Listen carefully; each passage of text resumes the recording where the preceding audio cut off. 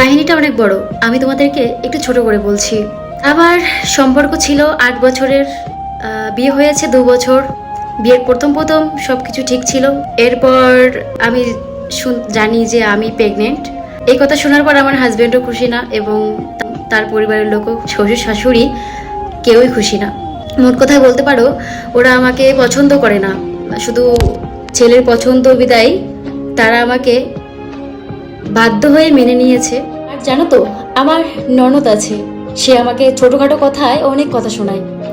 একদিন রাতেবেলা সবাই মিলে অনেক ক্যাচাল লাগে পরিবারের, সেখানে আমি কোনো কথা বলতে যাইনি, অথবা ক্যাচাল কেন লেগেছে আমি তাও জানি না।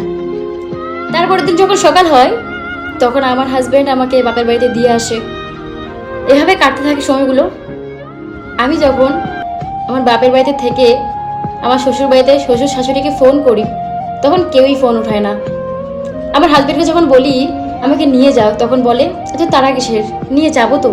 আমার 7 মাস হয়, 7 মাসে আমার 7 দেওয়ার কথা ছিল।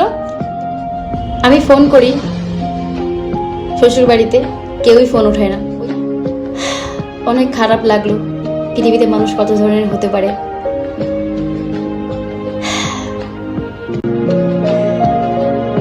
দুঃখিত যে আমি নাম মেনশন করতে পারিনি, তার আইডি মেনশন করতে পারিনি।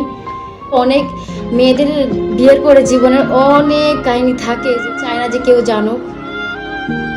তোমাকে অনেক অনেক ধন্যবাদ যে তুমি আমাকে এই কথাগুলো বলেছো, শেয়ার করার জন্য।